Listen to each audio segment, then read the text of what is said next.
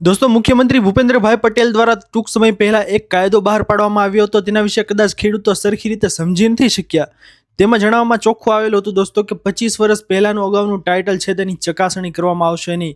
હવે દોસ્તો ઘણા બધા ખેડૂતોનો એવો પ્રશ્ન છે કે તેમની ખેતીની જમીન છે તેમાં અગાઉના વ્યવહારો થયેલા છે, તેના કારણે તેમની ખેતીની જમીન છે તે વેચાણ થઈ શકતી નથી, તેની અંદર અન્ય કોઈ પણ બિનખેતીની કે વગેરે કામગીરી છે તે થઈ રહી નથી।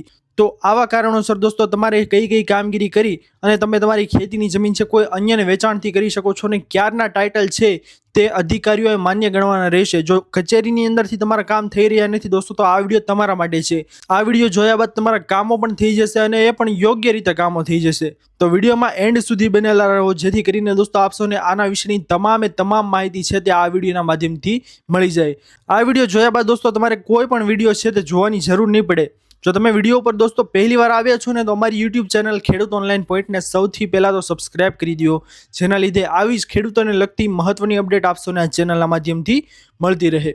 હવે દોસ્તો સૌથી પહેલાં તમને જણાવી દઈએ કે કોઈ પણ વ્યક્તિ જેમને ખેતીની જમીન ઉપર ભાગ વહેંચણી, નામ કમી, વારસાઈ, વેચાણ દસ્તાવેજ, બિનખેતી કોઈ પણ કામગીરી કરાવી છે ને તો હવે તેવા ખેડૂતો છે જેમને ટાઇટલની અંદર ઘણી બધી પ્રોબ્લેમો હશે। દાખલા તરીકે તમને સમજાવી દઈએ ને કે અગાઉ તેઓએ પોતાની બાપ દાદા વખતની ખેતીની જમીન છે તે વેચાણથી આપી દીધી હતી, પછી ત્યારબાદ તેઓએ થોડાક ટાઈમ એ બિનખેડૂત રહ્યા પછી પાછી જમીન છે તે ખરીદી લીધી।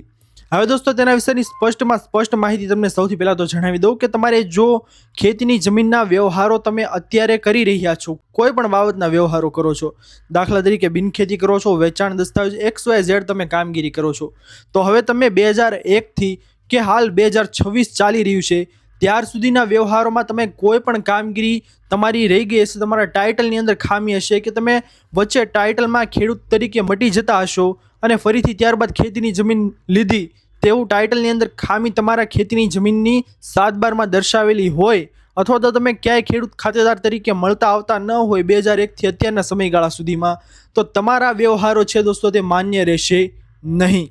આવા વ્યવહારો તમારા દોસ્તો યોગ્ય ગણાશે નહીં, જેથી કરીને તમારી તેવી કામગીરી છે દોસ્તો તે ક્યારેય થઈ શકશે નહીં।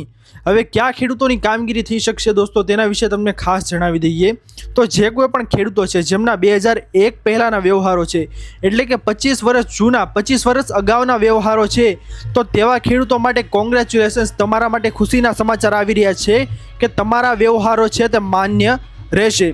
એટલે કે દોસ્તો તેની અંદર અધિકારીઓએ ટાઇટલ છે તેની ચકાસણી કરવાની રહેશે નહીં।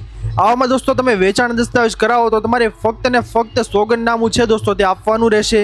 જે સોગંદનામું જેનું હશે દોસ્તો નવા નિયમ મુજબનું સરકારે જાહેર કરેલું છે કે આ સોગંદનામું તમે આપી દેશો ને તો અધિકારીઓ તમારા ટાઇટલની ચકાસણી કરવાની રહેશે નહીં, તમારા ટાઇટલની અંદરથી ખામી કાઢવાની રહેશે નહીં, તમારી જે ખેતીની જમીનના 7/12 છે દોસ્તો તે તેઓએ બનાવી આપવાના રહેશે। એટલા માટે દોસ્તો તમારે ગભરાવાની જરૂર નથી। તમારા અગાઉના જે વ્યવહાર થયેલા છે 2001 પહેલાંના એટલે કે અગાઉના 25 વર્ષ પહેલાંના જે કાંઈ પણ તમારા વ્યવહારો થયેલા છે તે વ્યવહારો છે તે માન્ય રાખવાના રહેશે સરકારે।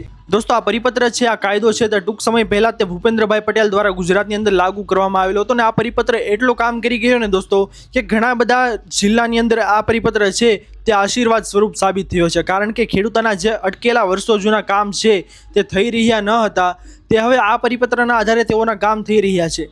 એટલા માટે દોસ્તો જો તમારા અગાઉ જૂના વ્યવહારો છે અને તેવા જૂના વ્યવહારોના લીધે તમારા હાલના કામ થઈ રહ્યા નથી કે ભાઈના નામેથી ભાઈના નામે જમીન આવીને વગેરે જે કાંઈ પણ પ્રશ્નો તમારા ટાઇટલને લગતા હોય ને દોસ્તો, અને અત્યારે તમે ખાતેદાર છો, અત્યારે તમારે જમીન વેચવી છે અને 25 વર્ષ પહેલાંના અગાઉ જૂના વ્યવહારો છે ને તો કોઈ પણ રોકી નહીં શકે તમારી આવી ખેતીની જમીન છે તેને કામગીરી થતા। એટલા માટે દોસ્તો તમે ખાસ કરીને ચિંતા મુક્ત થઈ જાઓ। જેના વ્યવહારો છે તે 25 વર્ષ અગાઉના જૂના છે તેવા ખેડૂતોએ કાંઈ પણ ચિંતા કરવાની જરૂર નથી। દોસ્તો આ મહત્વનો કાયદો છે તે સરકાર દ્વારા બહાર પાડવામાં આવેલો હતો। આ કાયદો દોસ્તો તમને કેવો લાગ્યો? જો પસંદ આવ્યો હોય દોસ્તો તો વિડીયોને લાઇક કરવાનું ભૂલતા નહીં। ચેનલ પર નવા આવ્યા હો તો અમારી ચેનલ ખેડૂત ઓનલાઈન પોઈન્ટને સબસ્ક્રાઇબ કરી અને બાજુમાં આપેલા બેલ આઇકનને પણ પ્રેસ કરી દેજો, જેના લીધે આવી જ મહત્વની માહિતી આપશોને આ ચેનલના માધ્યમથી મળતી રહે। દોસ્તો મળીએ હવે પછીના વિડીયોમાં, ત્યાર સુધી જય હિન્દ, વંદે માતરમ।